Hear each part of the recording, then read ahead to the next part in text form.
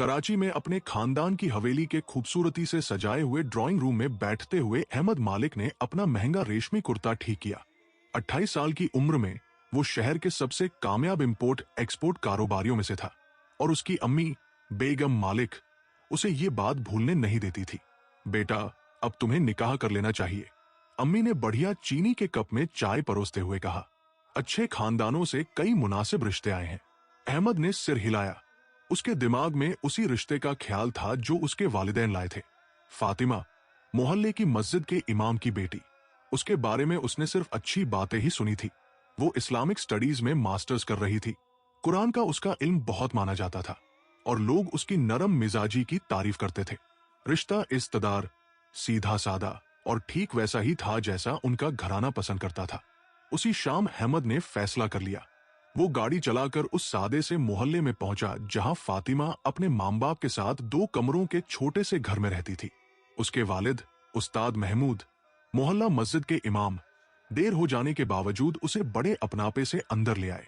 Uncle, मेरे वालिदैन फातिमा का रिश्ता मेरे लिए लेकर आए हैं, अहमद ने सीधी बात कही। अगर आप इजाजत दे तो मैं आगे बढ़ना चाहता हूं।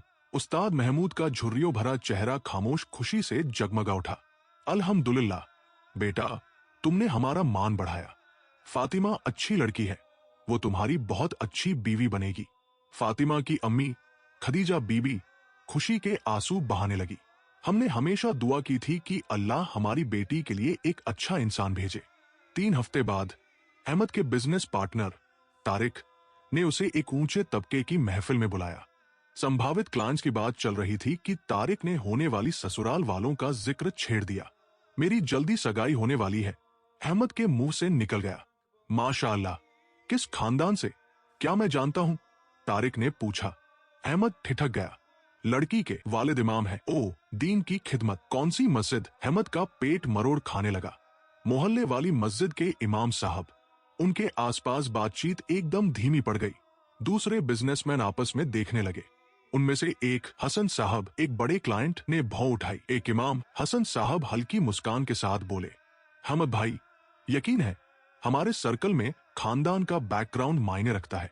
बिजनेस डिनर्स में आप उन्हें कैसे इंट्रोड्यूस करेंगे? उस रात अहमद की आंखों में नींद नहीं आई। उसने अपनी शोहरत, अपने रिश्ते नाते, अपना सामाजिक दायरा सब तौला। सवेरा होते होते उसका फैसला हो चुका था। अगले दिन वो फातिमा के घर पहुंचा। वो सफेद सादा दुपट्टे में दूसरे कमरे में कुरान पढ़ रही थी। बैठक में इमाम साहब खुले मुशफ के पास तस्बीह लिए बैठे थे। अस्सलामु अलैकुम इमाम साहब, अहमद ने नजरें चुराते हुए कहा। मुझसे आपसे बात करनी है। वाह अलैकुमुस्सलाम, इमाम साहब ने कुरान नरमी से बंद करते हुए जवाब दिया। कहो। मैं फातिमा से निकाह नहीं कर सकता। एक पल की खामोशी। पूछ सकता हूं क्यों? इमाम साहब की आवाज संभली हुई थी। मेरा अपना माहौल है, अहमद बोला और बोलते हुए खुद से नफरत करने लगा। मेरे क्लाइंट्स, मेरे पार्टनर्स, वो एक खास तरह के खानदान की उम्मीद करते हैं। मैंने अपनी शोहरत बनाने के लिए बहुत मेहनत की है, तो परहेजगारी, किरदार और नमाज तुम्हारी गेस्ट लिस्ट के आगे कुछ नहीं ठहरते, इमाम साहब ने धीमे से कहा। ये आप पर शख्सी तौर पर नहीं है, बात कंपैटिबिलिटी की है। सीधी बात कहो, उन्होंने कहा। तुम्हें हमसे शर्म आती है। अहमद के पास कोई जवाब नहीं था। वो बिना कुछ और बोले निकल आया। गलियारे से सफेद दुपट्टे की हल्की सी सरसराहट उसके कानों तक पहुंची। एक आवाज जिसे उसने सुनने का नाटक किया। 6 महीने बाद अहमद ने आयशा से निकाह कर लिया। वो एक अमीर टेक्सटाइल मिल मालिक की बेटी थी। शादी 5 सितारा होटल में शाही अंदाज से हुई। कराची की एलिट सोसाइटी के सैकड़ों मेहमान शामिल थे। आयशा खूबसूरत, पढ़ी लिखी और अच्छा खासा दहेज लेकर आई।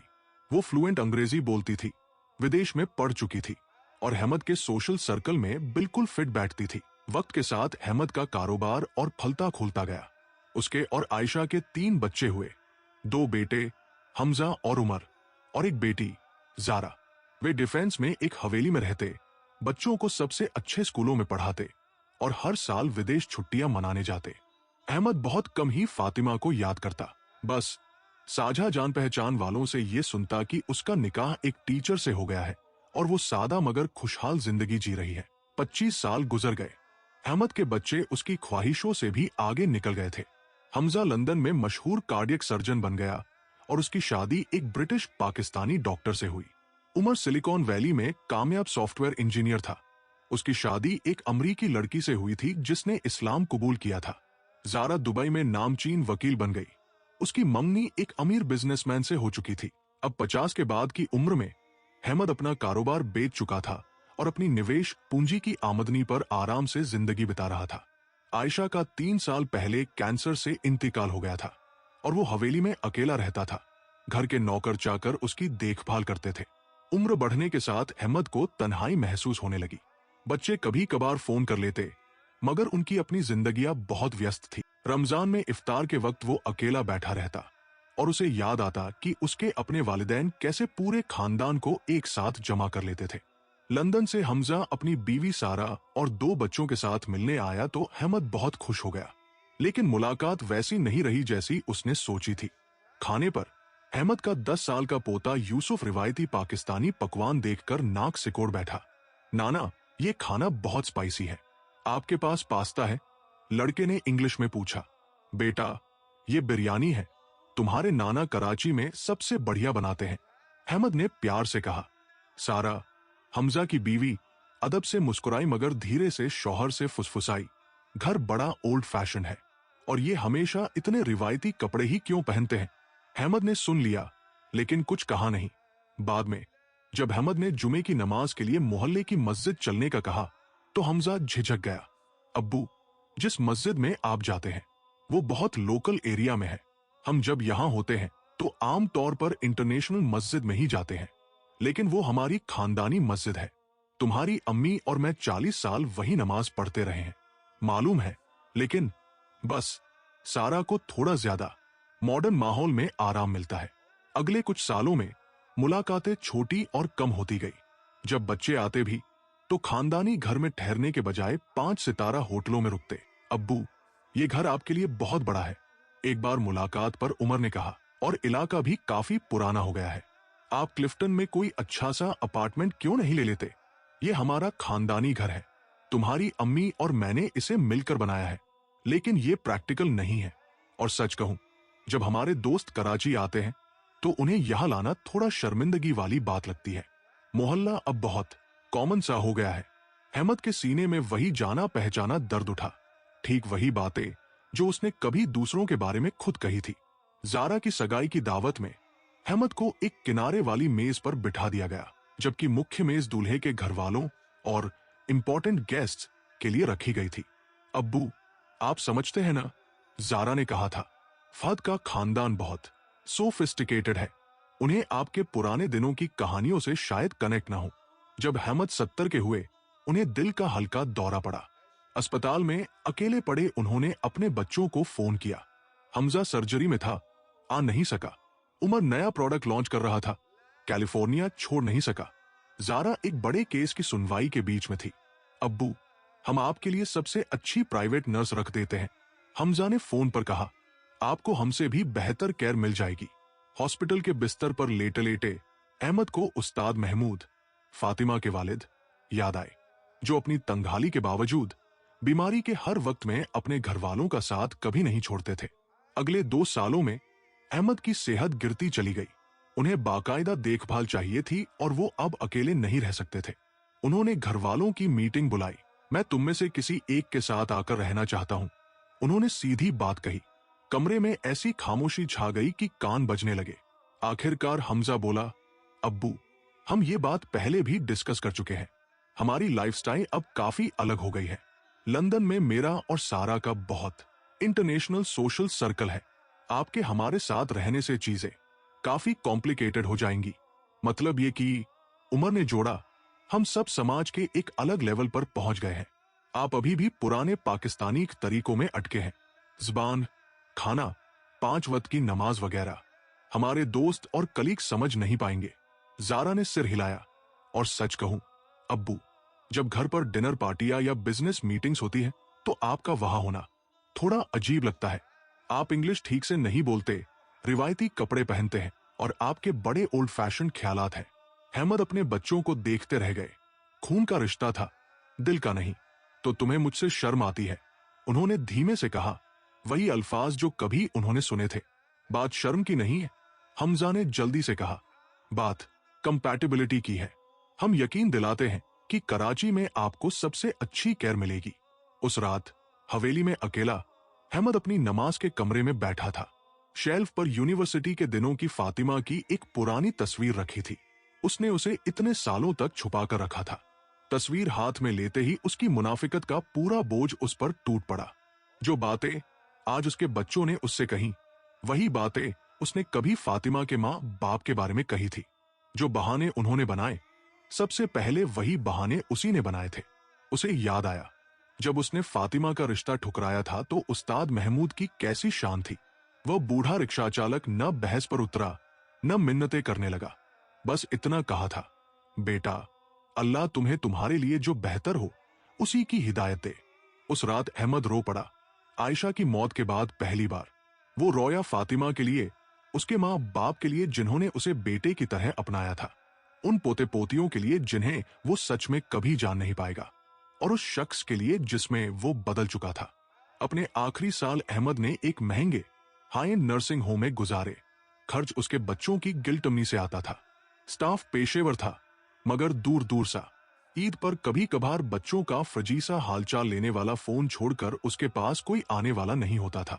अब उनके नाती पोते टीनेजर हो चुके थे और उन्हें दादा से मुश्किल से ही अपनापन था। जब कभी आते भी तो अंग्रेजी में बात करते, जो अहमद के लिए भारी पड़ती, और उन्हें उसकी नमाजें और पुराने पाकिस्तान की कहानियां सुनकर असहजता होती। एक दिन एक नई मरीज आई, अपने बेटे के साथ एक बुजुर्ग खातून। अहमद ने तुरंत पहचान लिया, वो फातिमा थी। अब 60 के पार, बाल सफेद, चेहरा वैसा ही रहमदिल। उसका बेटा, जो डॉक्टर था, एक मामूली सी प्रक्रिया के लिए उसे एडमिट करा रहा था। बेटे ने गलियारे की खिड़की के पास व्हीलचेयर में बैठे अहमद को देखते हुए शाइस्तगी से सिर हिलाया और पास आ गया। अस्सलामु अलैकुम अहमद साहब, मैं डॉ खान, उसने कहा। नजर एडमिशन डेस्क की तरफ जाती रही जहां उसकी अम्मी बैठी थी। अम्मी बस 1-2 दिन के लिए है, रूटीन, हम उन्हें उंगली तक नहीं उठाने देते। उसके लहजे में वही आसान सा फख्र था जो दिखावे से नहीं, फर्ज से पलता है। अब्बू का देहांत 2 साल पहले हो गया। तब से हम भाई बहन सब पास ही रहते हैं। बारी बारी से अम्मी हमारे घर रहती है। सच कहूं तो इस बात पर तो हम आपस में कंपीट करते हैं। वो हंस पड़ा।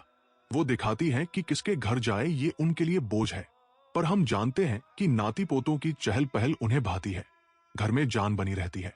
उसने आवाज धीमी की, मोहब्बत भरी रजामंदी जैसे कोई राज बांट रहा हो। अम्मी का नाम फातिमा है। देखिएगा, 5 मिनट में दिल जीत लेती है। सबके लिए दुआ करती है, नर्सों को भी ड्यूटी से पहले दुआएं दे देती है। हम कोशिश करते हैं कि उनकी उस नेकी पर खरे उतरे। उसने घड़ी देखी। खैर, आपको कुछ भी चाहिए तो डेस्क से मुझे पेश करवा दीजिए, मैं यहीं आसपास हूं। फिर अदब से सिर झुकाकर वो कागजात की तरफ लौट गया, ये जाने बगैर कि अहमद उसकी अम्मी की आवाज की लय और सब्र का पैमाना एक और जिंदगी से जानता है। जब स्टाफ फातिमा की व्हीलचेयर को आगे ले गया तो अहमद पर समझ उतर आई कि उसने क्या क्या खो दिया। सिर्फ फातिमा नहीं, बल्कि वो कदरे जिन पर वो खड़ी थी। खामोश शान, वफादारी, और ऐसा घर जो रुतबे पर नहीं, मोहब्बत पर फैसला करता है। अहमद की मौत मंगलवार की एक सुबह तन्हाई में हुई। उसकी खबर अखबार के बिजनेस पन्नों में छपी। मशहूर कारोबारी का इंतकाल। बच्चे जनाजे के लिए लौट आए। उतना रोए जितना मौके की नजाकत मांगती थी, और उन लोगों की ताजियत कबूल की जिनको उनके अब्बा बमुश्किल याद थे। कब्र पर जब इमाम आखिरी दुआएं पढ़ रहे थे तो अहमद का बेटा हमजा देखता है कि दूर किनारे एक बुजुर्ग खातून अपने बेटे के साथ खामोशी से खड़ी है। दफन के बाद वो पास आ गए। मैं फातिमा हूं और ये मेरा बेटा, उन्होंने सादगी से कहा। हमें आपके वालिद के बारे में पता चला, अल्लाह सब्र दे। वो मुड़कर चल दी और हमजा के दिल में एक अजीब सी बेकरारी उठी, जिसकी वजह वो समझ न सका। हवेली बेच दी गई, पैसा बांट दिया गया। बच्चे अपनी अपनी जिंदगी में लौट गए, लंदन, कैलिफोर्निया और दुबई। अहमद की कहानी मोहल्ले में एक के बन गई, भले कोई उसे सीधे नाम लेकर न कहता हो। मोहल्ले की मस्जिद के इमाम, जो इस खानदान को दशकों से जानते थे, कभी कभी नौजवान शौहर बीवी से कहते, याद रखो, बच्चा तुम्हारी बातों से नहीं, तुम्हारे अमल से सीखता है। जैसे तुम अपने माँ बाप के साथ पेश आते हो, वैसे ही तुम्हारी औलाद तुमसे पेश आएगी। ये थी आज की हमारी कहानी, घमंड की कीमत। दोस्तों, कैसी लगी आपको ये कहानी? जो महसूस हुआ नीचे जरूर लिखो। कुरान हमें याद दिलाती है, लोगों की तरफ तिरछा मुंह मत करो और जमीन पर अकड़कर मत चलो। यकीनन अल्लाह खुदफरेब और शेखी बाजों को पसंद नहीं करता। कुरान 31:18। अहमद के घमंड ने उसे अपने आसपास की मोहब्बत से अंधा कर दिया और आखिर में उसी घमंड ने उसे पूरी तरह तन्हा कर दिया। सब्सक्राइब करो और मिलकर जिंदगी के ये सबक सीखते रहें।